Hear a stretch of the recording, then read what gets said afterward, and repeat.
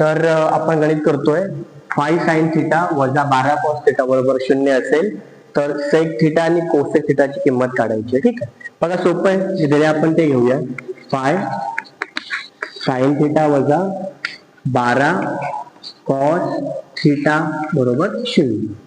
आता हे वजा 12 cos थिटा आहे, तिकडे गेलं तर काय होतील, अधिक होतील, आणि म्हणून 5 sin थिटा बरोबर 12 cos थिटा.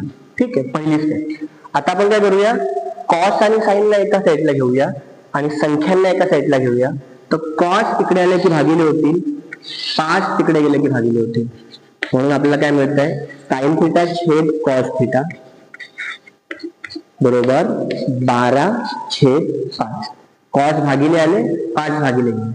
आता तुम्हाला माहिती आहे की साइन छेद कॉस टॅन होतं, त्यामुळे टॅन थिटा बरोबर 12/5.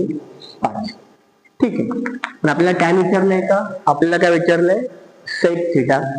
ठीक आहे, मग तुम्हाला युक्ती समानता माहिती असेल की, पण आपल्याला माहिती आहे 1 अधिक टॅन वर्ग थिटा बरोबर सेक वर्ग थिटा. ठीक आहे, 1 अधिक टॅन वर्ग थिटा बरोबर सेक वर्ग थिटा. आपण टॅनची किंमत ते भरू शकतो. आपल्याला काय मिळेल, 1 अधिक 12/5 माहिती येणार आहे 12/5 चा वर्ग बरोबर सेक वर्ग थिटा. मग 1 अधिक 12चा वर्ग 144, 5 चा वर्ग 25 बरोबर सेक वर्ग थिटा. ठीक आहे, आता इथे आपण काय करू शकतो, छेद समान करू शकतो. 25 एके 25 म्हणजे 25 एके 25 अधिक 144 आणि छेद तोच ठेवायचा 25 बरोबर सेक वर्ग थिटा. आणि म्हणून सेक वर्ग थिटा आपल्याला किती मिळतोय, यांची बेरीज करा. 144 आणि 25 169 भागिले 25 आणि म्हणून सेक थिटा आपल्याला मिळतोय 13/5. आपण वर्गमूळ घेतलं म्हणजे पहिली किंमत आपल्याला मिळाली, सेक थिटा किती आलं, 13/5. बघा मग सेक थिटा किती आहे, 13/5. जर सेक 13/5 असेल म्हणून सेकचे उलट काय होते, कॉस. मग कॉस थिटा किती असेल, 5/13. इथे आपल्याला कॉस मिळाला. काढायचं कोसेक. आपल्याकडे सूत्र आहे टॅन थिटा